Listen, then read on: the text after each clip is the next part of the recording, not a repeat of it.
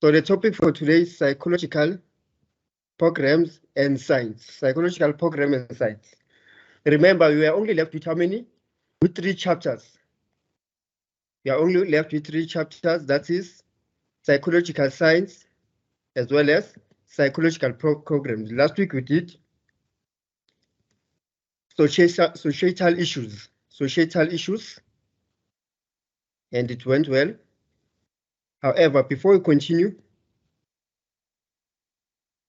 you had a question yesterday. The last time we met, the question was, is the topic self included in your for exams or in PYC 1501, 1502? No. So self is not included.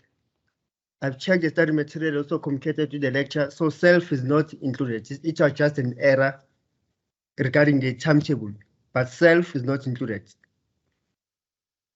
So prepare all the topics that you are given besides the self. So we won't do the self. So I only left with 3 chapters. That is psychological programs, psychological science, as well as work psychology, psychology of work. Firstly, science of psychology. The science of psychology. 4 components under the science of psychology. Remember, psychology as a discipline, psychology as a profession is based on the application of science. It's based on the application of science. What do you mean by science? Science, we mean, is based on facts. It's based on facts. When the client comes as a aspiring psychologist, therapist, when the client comes to you for a session, your psychological interventions are not based on just your personal experience, are not based on what you've studied in your textbook. However, are based on factual effects. Stress is stress, meaning that is science. How do you see if a person is stressed? You see by anxiety. You see by the feeling of sadness. You also see by the physique, the body. When you are stressed, a prolonged stress, in the end, you'll suffer from illnesses like depression. Some high blood pressure goes high. How do you detect high blood pressure? How do you detect depression? How do you detect the level of anxiety? Meaning, we use tests. Where are the tests coming from? The tests are coming from science, psychological science, science of psychology. 4 components of scientific thinking. 4 components of scientific thinking. That is ontology component, epistemology components, ideological components, as well as methodological components. So we learn about these 4 concepts of psychology from the first level, third level, also 4th level. In fact, throughout your life as an academic, as someone who likes to pursue a career in psychology, you learn about these theorists. They are the most important theorists to practice science. I'm trying to open my recommended study material. So everything that I'll discuss with you now is based on your study material. That is the one online, as well as science of psychology. Science of psychology, which is based on 4 components. Then the question was, why science of psychology? Why not just psychology? Why do they use this concept, science of psychology? So the answer is, psychology is a discipline or a field of study, which means that it consists of the body of scientific knowledge. Psychology is based on scientific knowledge. As therapists, as psychologists, we don't guess what to say to the clients. We don't assume what to say to the patients. Why is that? Because psychology is based on science. When you say science, you speak of proven evidence. Then I made an example of what? Of stress. For us to see, for us to detect, or for you as a patient to say, I feel stress, I have stress. How do you see that? You see that through what? Through the high level of anxiety. Want to experience anxiety, what happens to your body? High arousal, high alertness, meaning your body changes. How does your body changes? When you are stressed, there are certain physical parts of your body that will indicate that you are not stressed, that you are stressed now. Some people, where do they feel stress? They'll feel stress in the back of their shoulder. When there's too much stress, you call it stress specificity.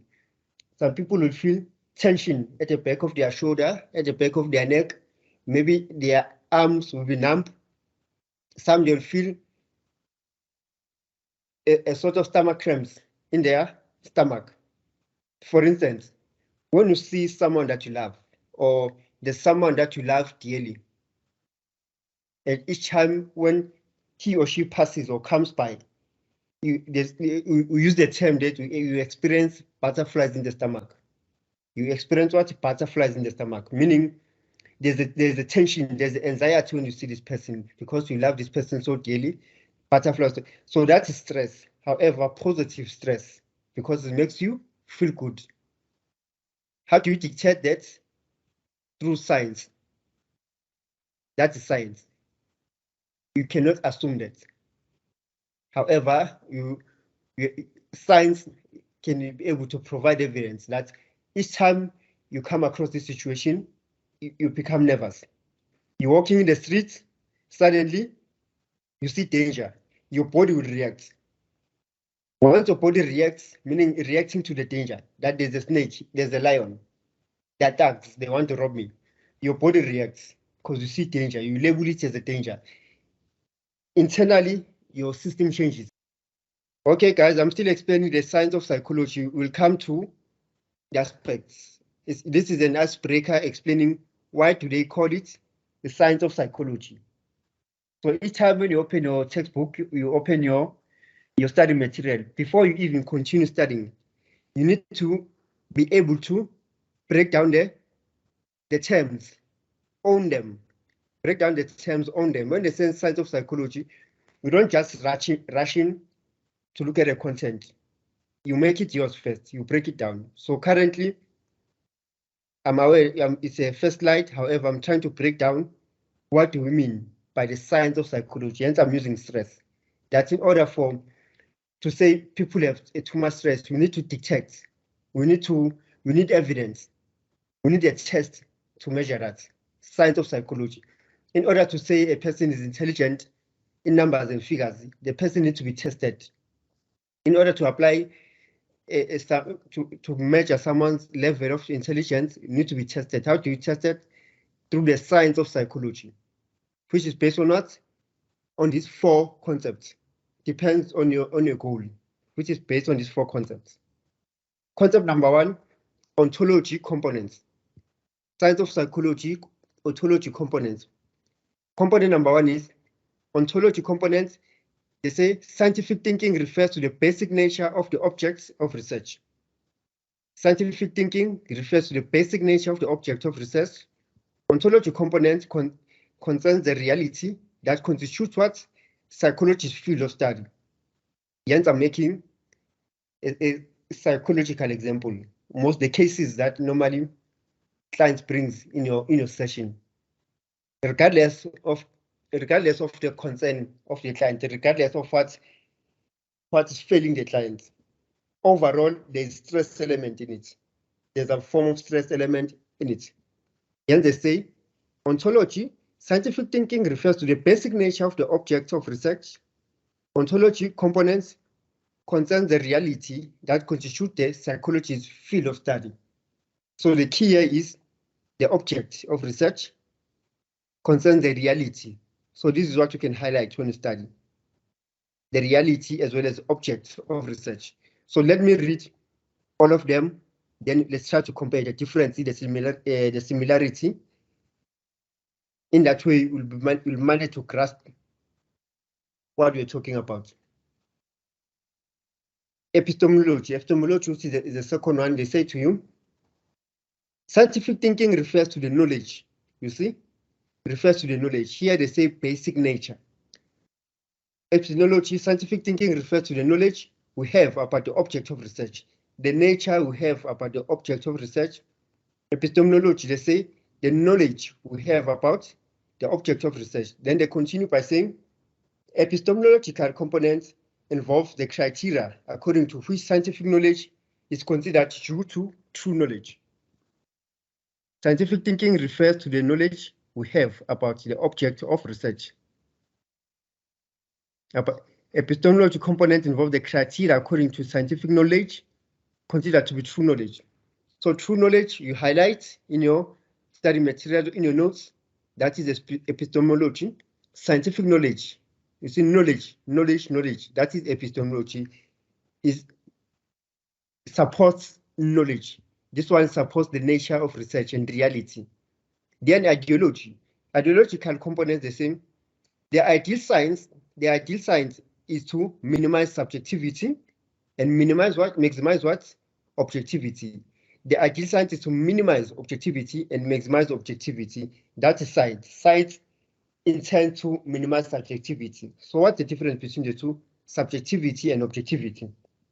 Objectivity will say personal, something that is personal, something that you normally take to heart, something that, let's say, your personal experience. Jens, I was saying to you, imagine that you are a psychologist, you are a qualified psychologist now, qualified therapist.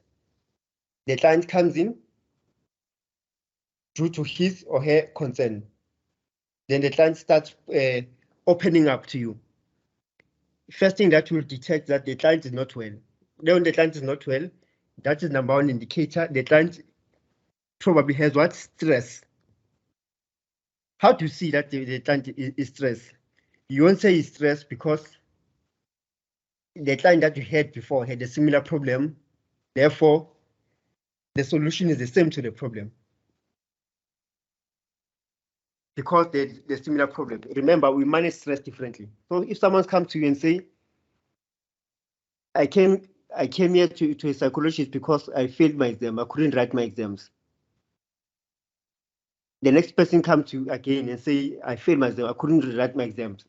The level of their coping mechanism, coping abilities, the level of stress differs regardless of the similarities of the case. Hence, they say to you, you must minimize subjectivity, avoid putting your personal experience, avoid using other people's issues. Instead, become what? Be objective. By being objective, you act as if you are hearing this situation for the first time. That will allow your questioning to be objective. That will allow your analysis to be objective because people are unique.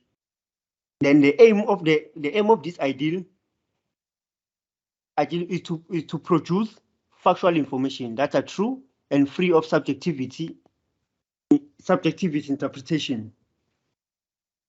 The ideal science is to minimize subjectivity, lower down subjectivity, maximize objectivity. The aim of this ideal is to produce factual facts. So when you avoid being subjective towards certain issues, in general, besides psychology, when you avoid to be subjective and be objective, that's where you will manage to deal with factual information. Factual information is facts.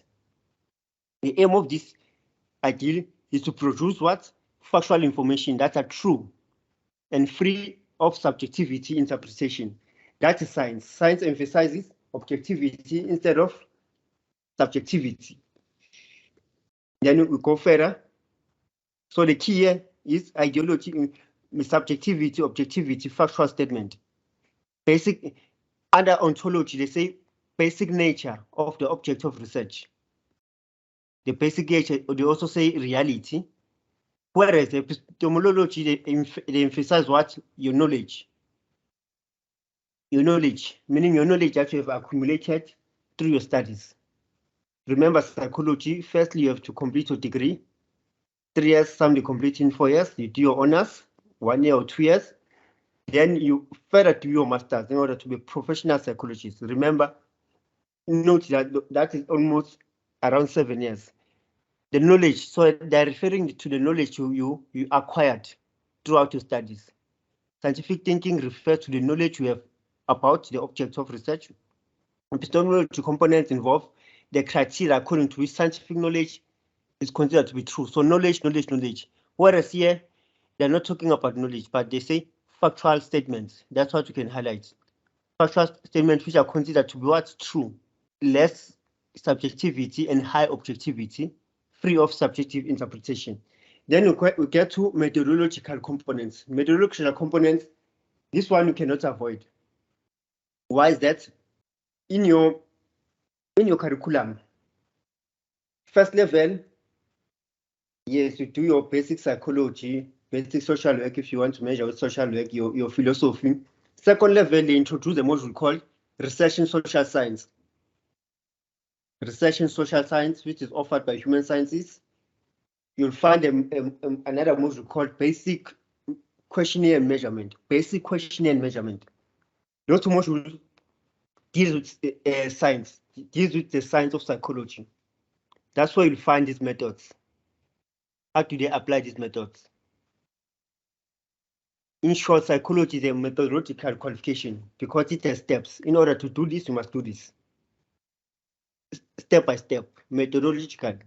They apply certain methods. They say to you, scientific thinking concerns our understanding of the methods that we should use to get proper scientific knowledge.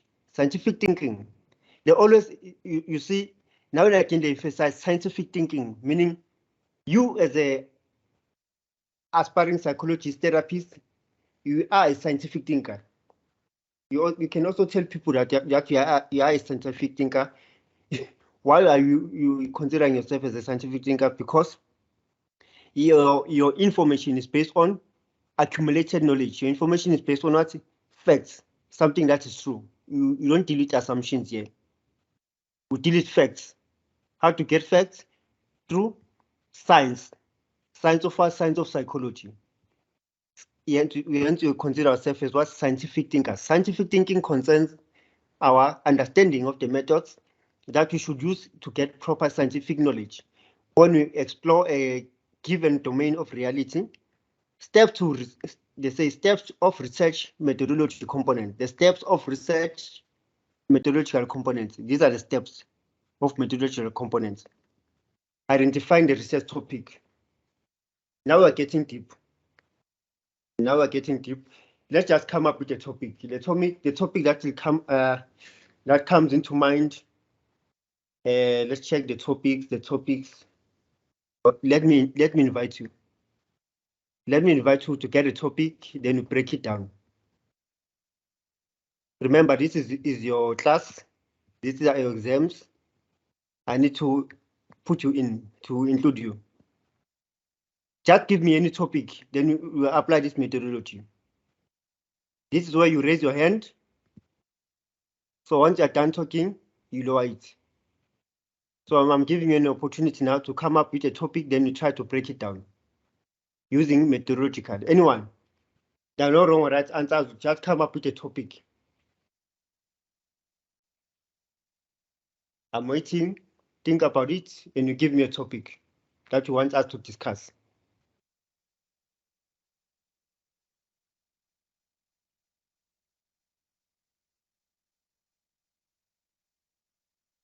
No, guys, I know you're preparing for exams now. You have a lot in your. Monahu, I can see your hand. Yes, Christian. Yes. I can think about COVID. COVID. Yes. COVID-19. Okay, thank you. That's the most relevant. Thanks very much. Let's discuss COVID. Okay. Then we go back to our slide.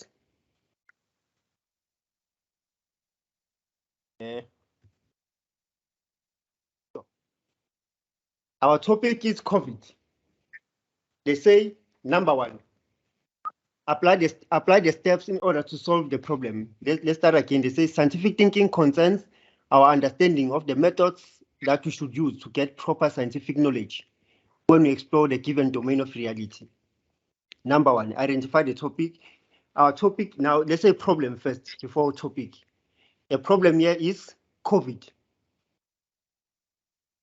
Let's assume we as psychologists, we need to tap in the issue of COVID-19.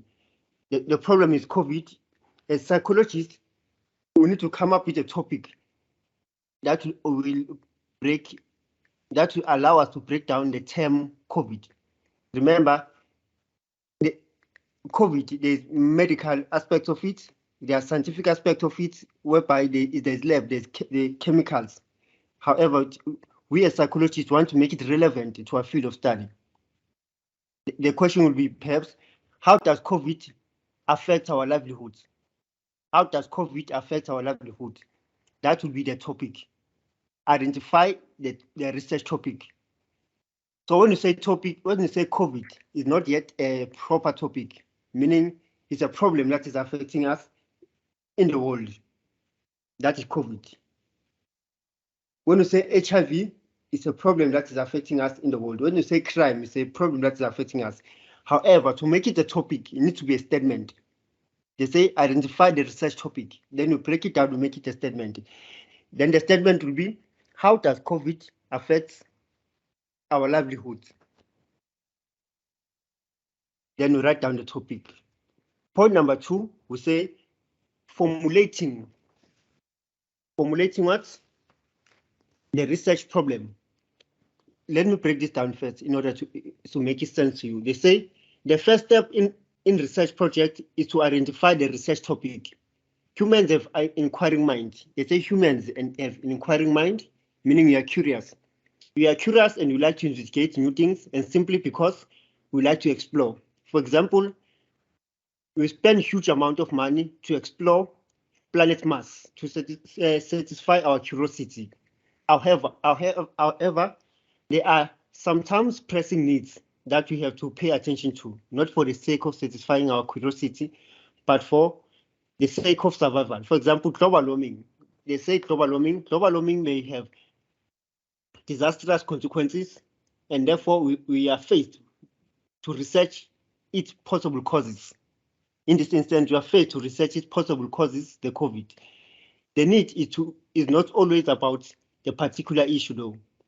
We have to do research for the sake of it, as when research project is required to obtain particular degree. Regardless of our reasons for embarking on a research study, we have to identify the research topic. For example, if psychologist is interested in factors that enables people to be successful in work, his or her interest has to be limited to psychological factors. So same applies to us.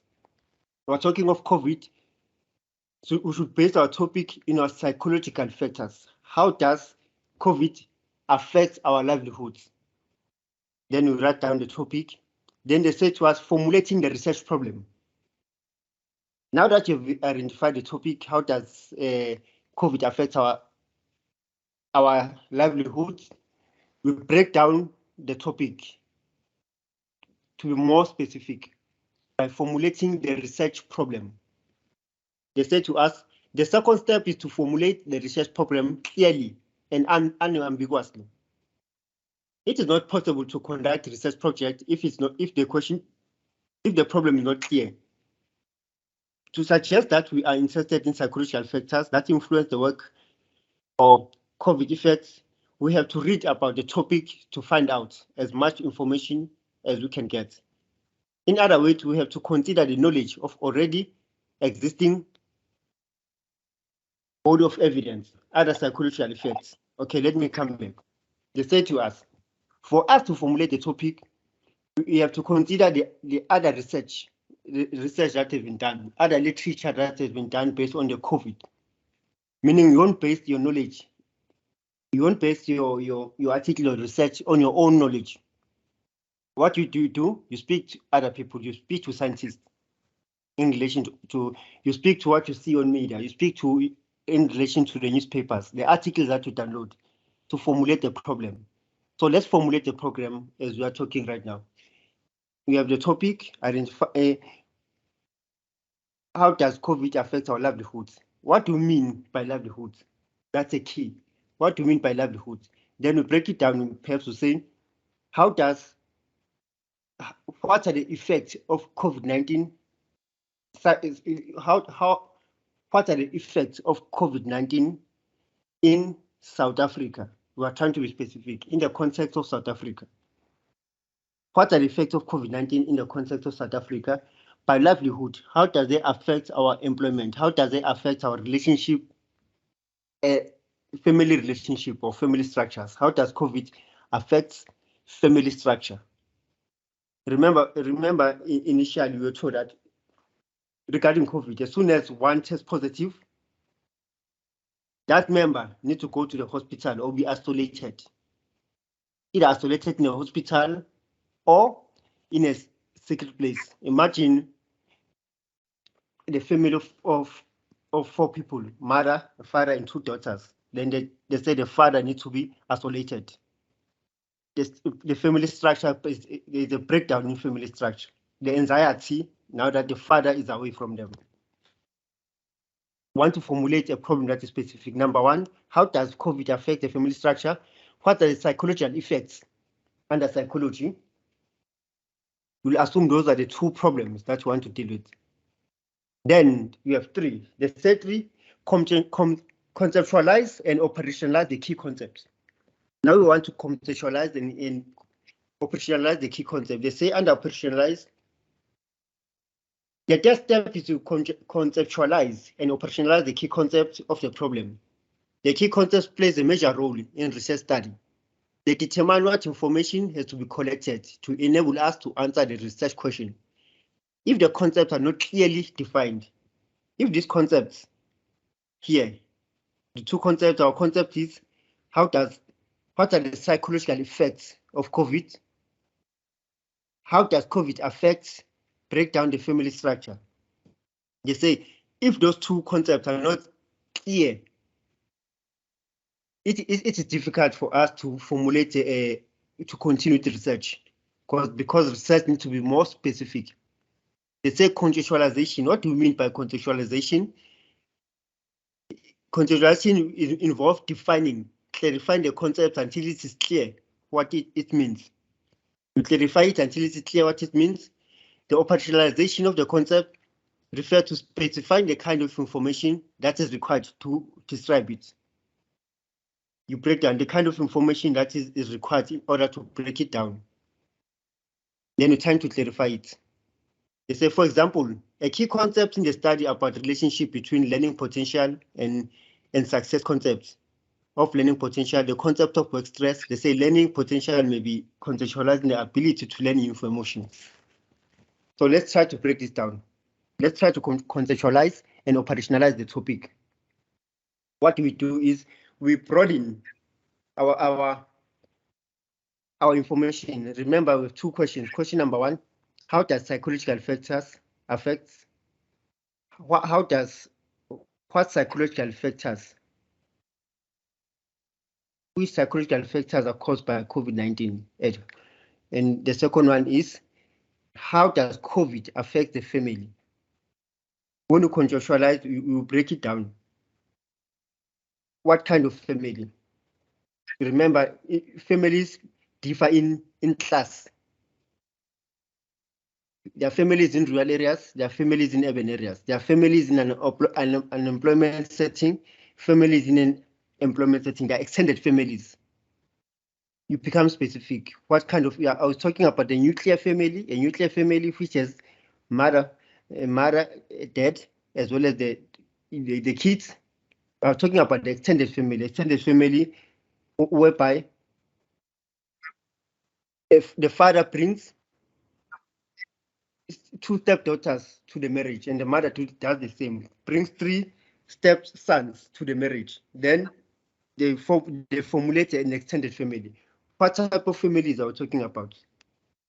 You see, you consider the age group. We're trying to break down families between the age of 25 to 45, because we want to be specific. Perhaps we are doing the study for a university or a certain organization. They're just interested in a specific age group. That's where you contextualize the topic and operationalize it. You try to break it down in order to make sense. Then planning and designing the study. Now we are done breaking down the topic. Now we want to plan, want to get to business. The plan, they say the plan, the next step is to plan and design the study. The research plan indicates when and where the study is conducted. who the researcher participants will be, how much will the study cost. So this one, planning and designing, is based on the practicality. Let's say you are doing the study for a research institution, human rights institution. Yes, you are doing the study for human rights institutions. You need to give them deadline. They'll ask you, yes, you want to determine something. You want to determine something as to what are the factors, COVID effects that affect the family, as well as psychological effect of psychology. We want you as a psychologist to do a research based on that. However, I want to know the duration. How long would it take? Then you tell them that you start on the 1st of June to the 31st of January. Then they say to you, how much? How much would it cost? What are you going to need? What resources are you going to need? So this is time and resources including time. When, how many participants would you need? Where is the study going to be based? Is a practicality. Then collect the information. Now that you have the participants, let's say in your study, say I want 30 people. I'll just interview 30 people, 30 families. Then the question is, how are you going to collect the information? Yes, you're mentioning that you're going to talk to 30 people. How are you going to collect the information? Because we need data. We need evidence that we have collected information. Collection of information. They say the 5th step is in the research is collect the correct information. In example indicated above, learning potential has been operationalized in a number of new areas. How are you going to collect evidence? Then you try to be specific. That perhaps you target hospital. You target hospital, any patient that is willing to be part of your study. Remember, they need to be willing to be part of your study. If they are willing to be part of your study, before they come in, they need to sign down consent. They need to sign consent form that they allow you to use their information. Using that information is not just their names. You don't use their names because of confidentiality. So they just perhaps you'll ask them questions through an interview. You write them down. If you don't ask them a question through interview, that's how you collect information. You ask them questions more like an interview or role play. They tell you, write them down. Or if allowed, if given permission, you collect the information through recording. You record them. If not recording them, you give them somewhat documents that they need to fill in, the template that they need to fill in. That's how you collect information. So, or either through interview, you ask them questions, they give you answers, or you give them the template with questions, then they answer the questions for themselves. If not, you record them. If they allow you, not video record, but voice record. Collecting information. Now that you have information, you need to analyze and interpret the information. Now we have information, COVID information. We need to analyze the information and interpret the information in order to make sense to the research institute. Remember, you're hired to do the research. You've received all the information, you've collected all the data information. Now you analyze it. Why are you analyzing it? In order to make sense. You need to present it. You present the information, you need to make sense. That's where you analyze, you break it down, you clarify it, perhaps you break it down into themes, you interpret in order to make sense. They say reporting the research outcomes. Now they contact you to report what the research outcome. You have said to them, you can do this within the period of 30 days. Now you're done with the COVID analysis, then you submit the report. So that's it with the science of psychology. Before I continue, let's discuss it. Before I continue, we have mentioned ontology, the 6th body of research, ontology, epistemology, methodology, as well as what's the last one? So we've discussed the 4 aspects, that is epistemology, ideology, ontology, and methodology. Then I want to get your questions, if not questions, elaborations regarding what you have studied now. Remember psychology, this psychology module, PYC1502, they say applying psychology into society. Applying psychology into society. How to apply psychology into society. Meaning the relationship between the mind and the environment. The environment includes people, institutions. You relate the two. Psychology into society. Whether it's community, whether it's workplace, but how to apply psychology into the environment, into the outside world. Hence, we're studying about the science of. Okay, guys. What's your understanding or questions related to what you've just discussed? I know you have questions. Feel free to ask. This is your class. You are writing an exam. You'll come across these questions. Definitely, you'll come across these questions under psychological of science, because it's a must to know them. Meaning, even in questioning, they like repeating them because it's a must for you to know. It's information that you'll use from your first level, second level, third level. So definitely in the question paper, they try to include it because it's important. They want you not to forget. They want you to remember. Or if you don't have questions, I may ask you what's your understanding of ontology. You open the mic and you show your understanding of the term ontology. Another person, methodology. I have a question. What? Yes. Based on the ideological component. Yes. So it says that it attempts to minimize subjectivity and maximize objectivity. Yes. I wanted to know how. Okay. Why objectivity? Why subjectivity? You want me to explain that? Yes. Okay.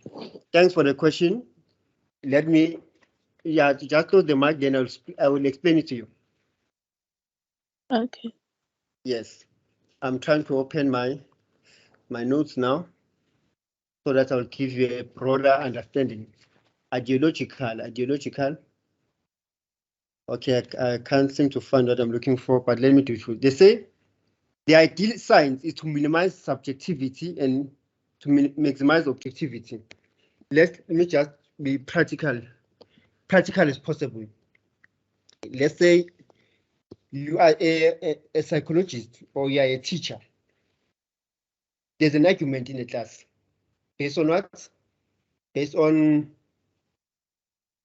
let's say, relationships. Yes, yeah, this is a good one. You are a therapist, a psychologist, then the client comes into your practice having problems with the relationships. Then the client starts to open up. Perhaps and say, I have a problem with With Vusi. Vusi is doing 1, 2, 3. Vusi is doing 1, 2, 3. Then the psychologist needs to respond or ask you a question or intervene. Imagine the psychologist says to you, yes, I know men behave like this. I know absolutely that men behave like this.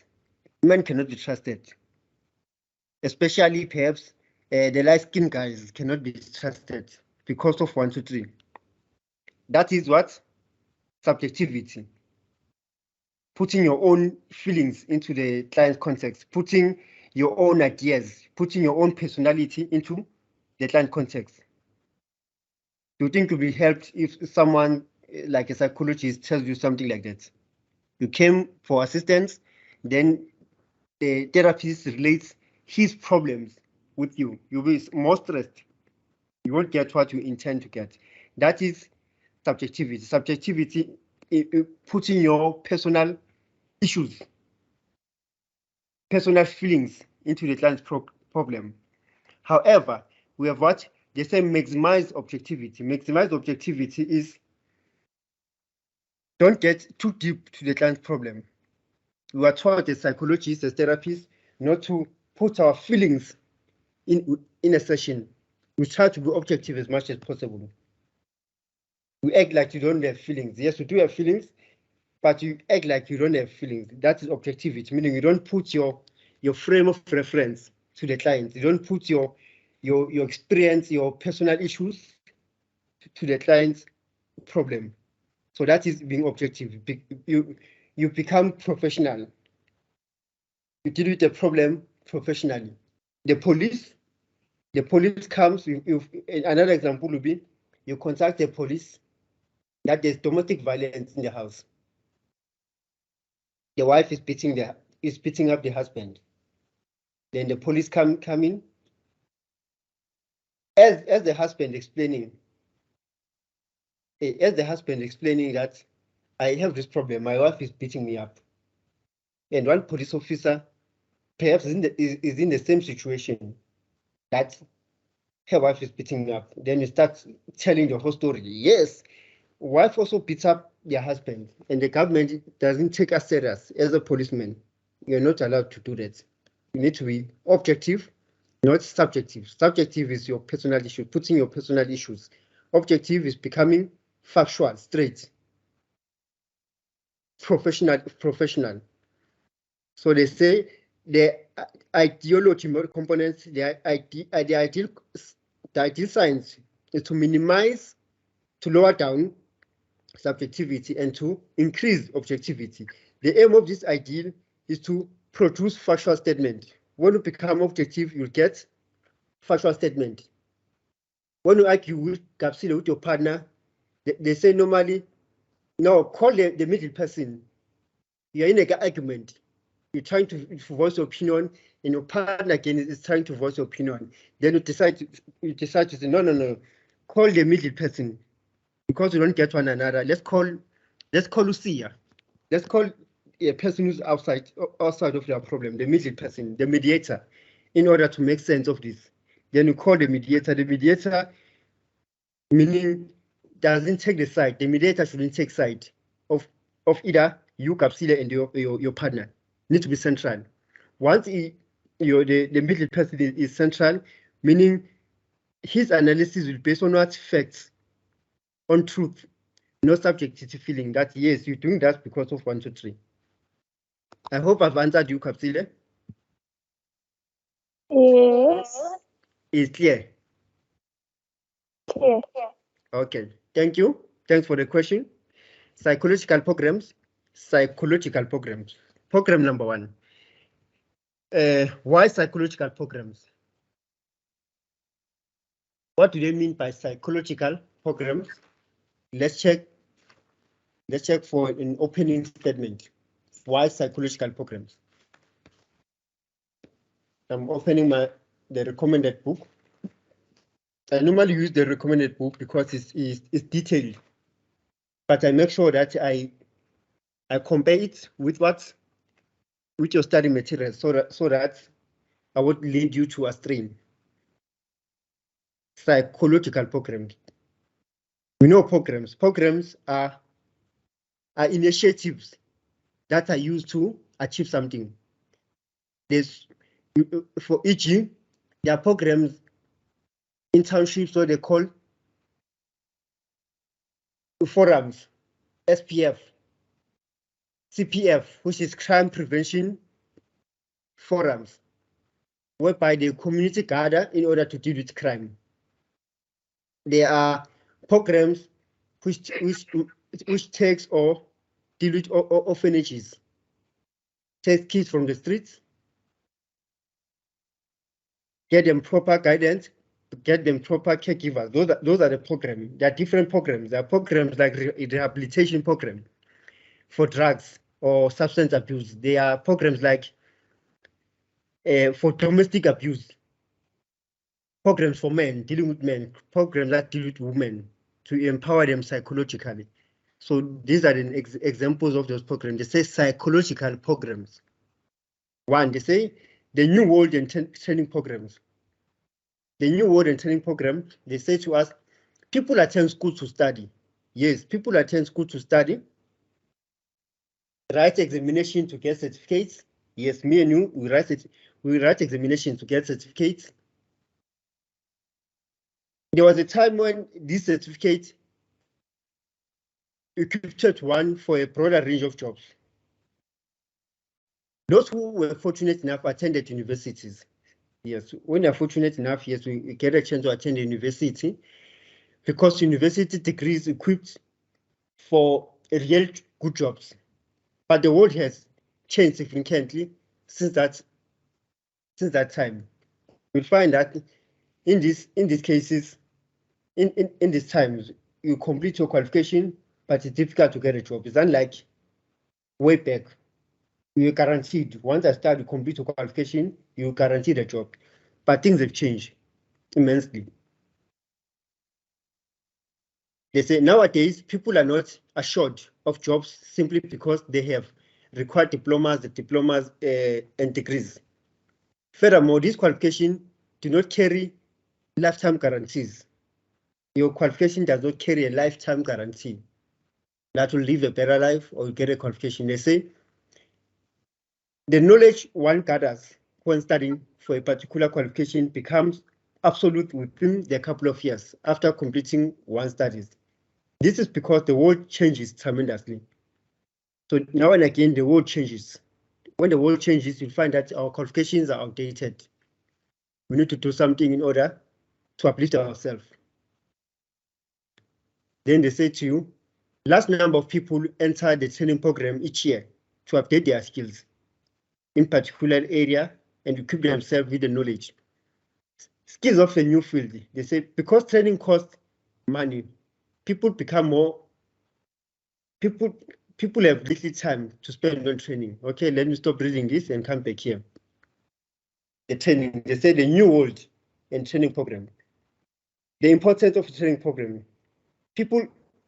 For people to keep on learning throughout their entire lives. So let's start here. Let's say there's a formal education. Formal education is what you acquire in educational institutions. Obtaining your certificate, obtaining your diploma, obtaining your degrees. That is formal learning. Then there's what? There's training programs. Training programs, they say the importance of training programs. For people to keep on learning throughout their entire lives. Update their knowledge in particular area or equip themselves with the knowledge of the skills and the new field. Training programs have to be efficient and effective. Let's go back to training programs. Let's say you have a qualification. As time passes, you see now we are living in a technological world. Globalization, things are changing. You are forced now and again to acquire new skills. How do you acquire new skills? You acquire new skills through training programs now and again.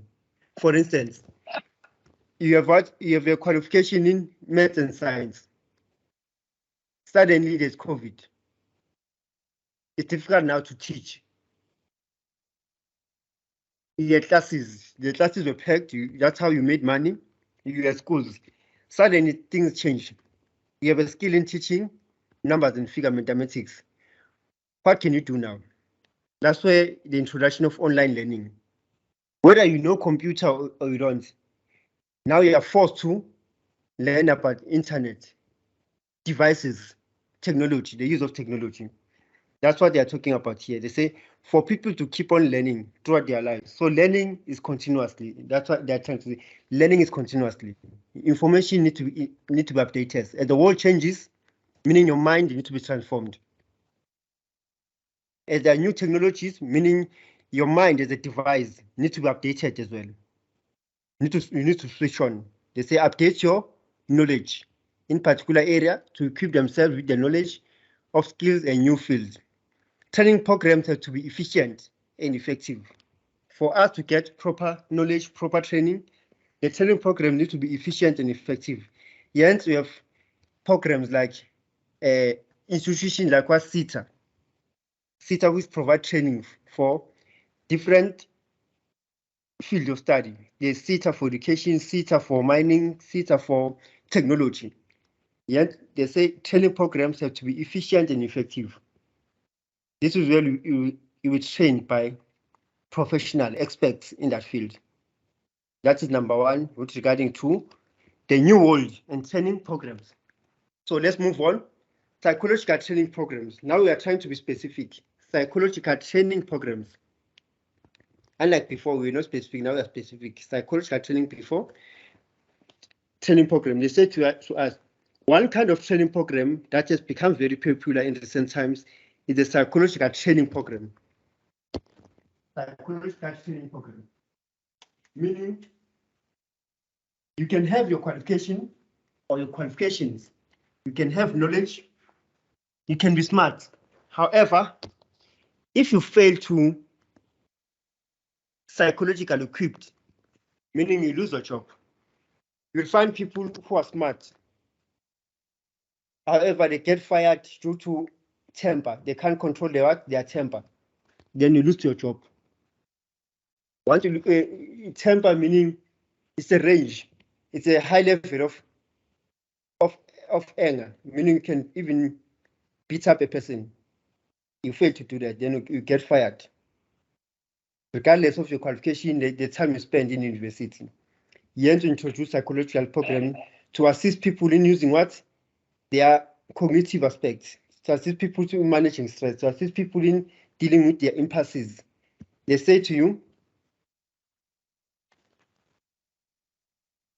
one kind of training program that has become very popular in recent times is the psychological training program, which focuses on psychological well-being of people.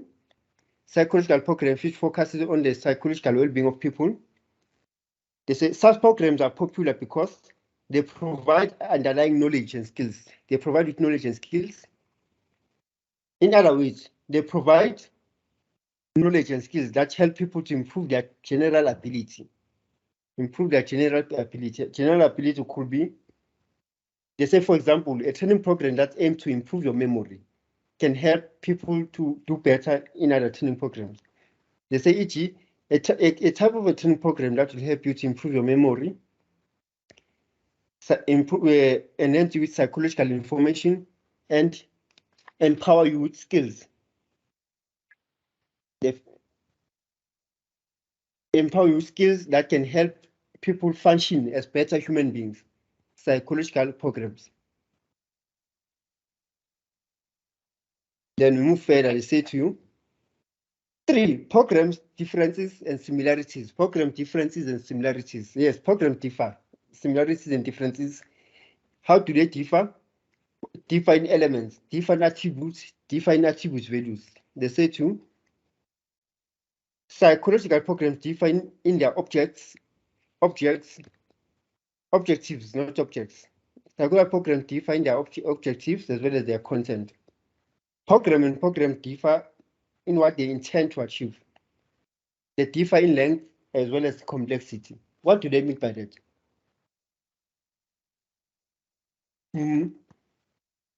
They say there are many kinds of training programs. They come in a variety of sorts of size. For example, programs may differ with regard to objectives and content. The objectives and content of training programs for security guard would differ widely for those of a program aimed. They say people who are trained, psychological program for security guards differs from what? From the police, because their job is not the same. A type of a training that is given to people who are driving a helicopter is different to people who are driving a plane. Programs differ. This is psychological programs differ. Customer service. Customer service training, to some extent, again, may differ. A person who deals with clients telephonically and a person who deals with clients face to face, they encounter what? Different challenges. As a call center agent, you are not allowed to drop your phone, regardless of your irritation. Perhaps you are irritated by the client. Normally, when I'm irritated by a person, I will just drop my phone to avoid a person as a normal person, not a contacted. However, as a call center agent, it's difficult to do that. Meaning your training that you receive compared to a customer agent who deals with the client face to face differs. You need to touch on the relevance, you need to touch on the specific elements.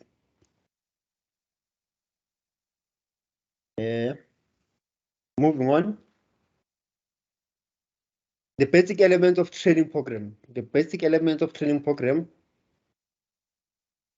Remember, we spoke about elements here. We said programs differ. There are differences and similarities.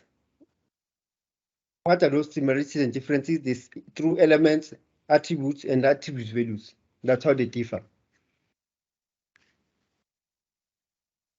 And they say the basic elements of training program is target population, an indication of people, an indication of persons, or persons who stand to benefit from taking part in the program. You want to design a training program, you need a target audience. Want to you formulate a research. You want to conduct a research. Like you said, you want to conduct a research based on COVID-19. You need to have a target audience. You cannot just ask anyone questions. It's either your target audience will be based on certain tribes, certain race. If not certain race, it will be based on what? Certain age, certain gender. You are looking for something. They say target population, an indication of a person or persons who stand to benefit from taking part in the program. Persons who stand to benefit from taking part in the program. A program should contain a description of the target population. The target population consists of everybody who can benefit from the particular program. These individuals are identified and described in terms of the characteristics and their needs.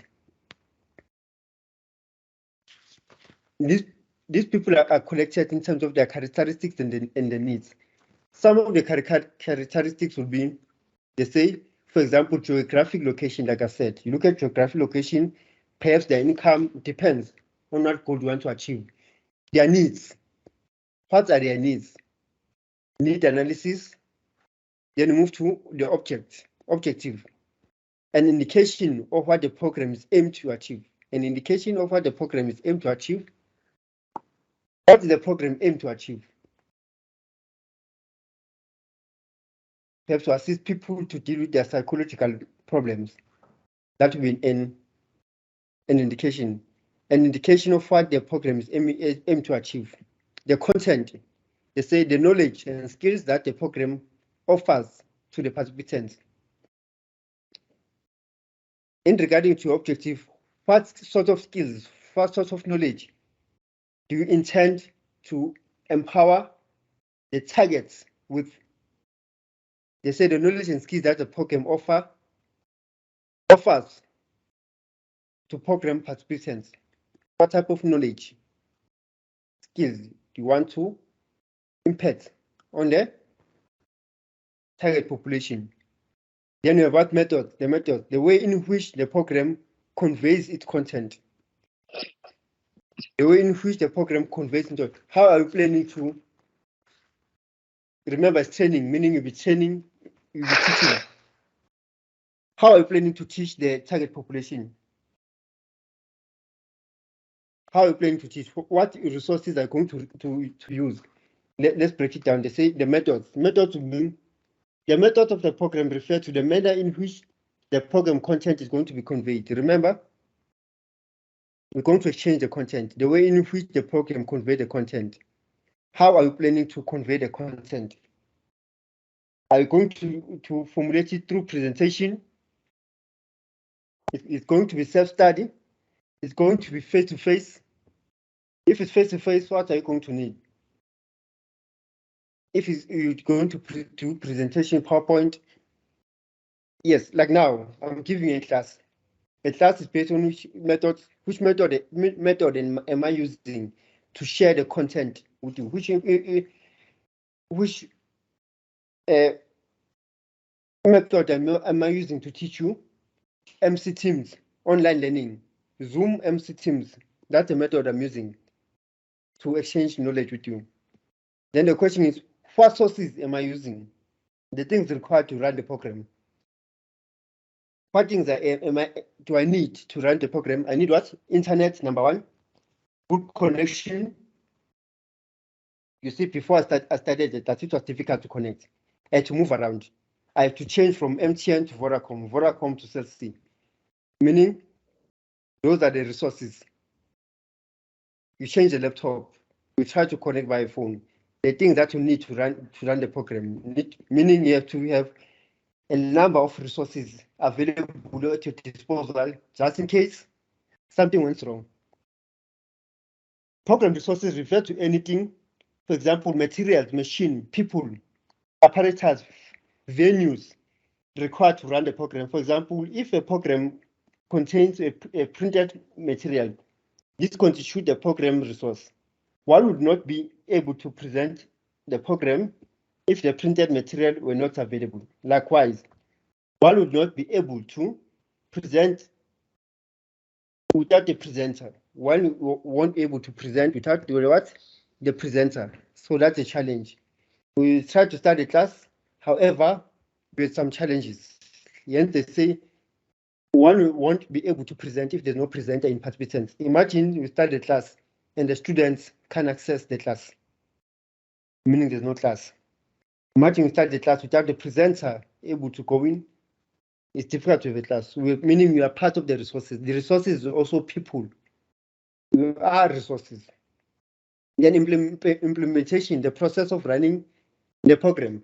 Now that you are done, you have the content, you have the resources, then implementation. They say program implementation refers to the processes involved in running it. Program implementation refers to the processes involved in running it. One of the most important of which is time management. Program implementation number one is time management. We allocate the class, they say we start from 6 to 8 o'clock.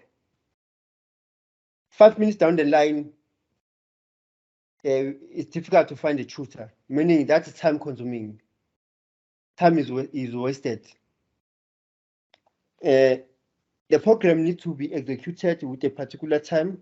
In other words, it requires time scheduling, which is linked to sequence of event, action to a particular hour, date as well. So we only say time, include date and time. Okay, so that's it for today. So regarding exams again, make sure that you follow the my unit announcements. My unit announcements are important. Now and again, make sure that you visit my UNISA. They said to you, some modules you need to write using what? An invigilator app. So it's important for you to write and to check whether you need an invigilator app or not. Because if you don't have it, imagine finding out that you need an invigilator app on the day of the exam. So you need to check now. How do you check? Your examination, they've given you a link. Normally the link that we use is, you can just even Google my exams UNISA portal. My exams UNISA portal or my exams UNISA login. You can just Google it. You can, even now you can check. Once the class is done, you can check. It will allow you, as soon as you press enter, it will take you straight to my UNISA gateway, my exams gateway. Want to reach my exams gateway? Oh, let's do it. Since I'm online, let me do it with you. Because I know normally you struggle during exams. I can see other questions. Let me take you through the process. I'll just open my Google because Google is much quicker. I'll say Google search. Okay, say my exams. Sia, Oh, Cynthia? you are still on the presentation. Yes. That you Yes, I'm still doing a presentation. But you are taking them through to another process. Don't they want to see it on the screen? Or am I not? Or No, the presentation is still on the screen. they can't see what I'm doing? No. share with them what you're doing. Thank you, Sia. Okay. Or to me it says sharing. I'm not sure what's happening. It still says. What can you see now? Is the presentation and share your presentation. Sharing is paused until you return to shared or share your presentation. Okay.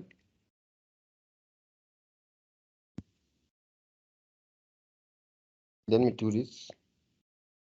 I will close this and share again. Is it clear now? Yes. Okay.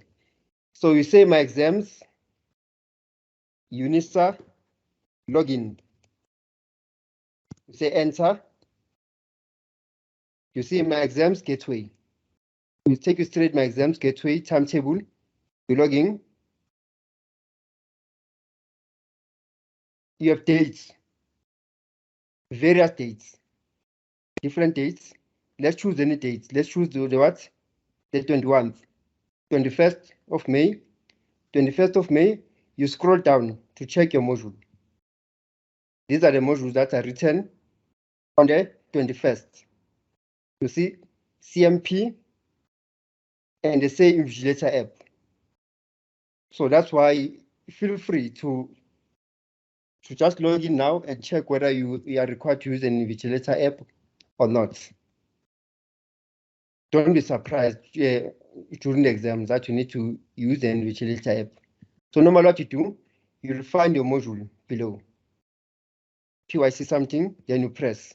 They say PVL, you press in. That will take you straight to your exam. So there's module protocol as well as Invigilator app. I hope that is clear. Let's check again here. Different modules. Yes. You see, PYC1501 exam module protocoling, meaning you need now and again you need to go online and check the announcements. They will explain to you what do they mean by module protocoling. On my UNISA, you check what do they mean by this. Don't be surprised during the exam.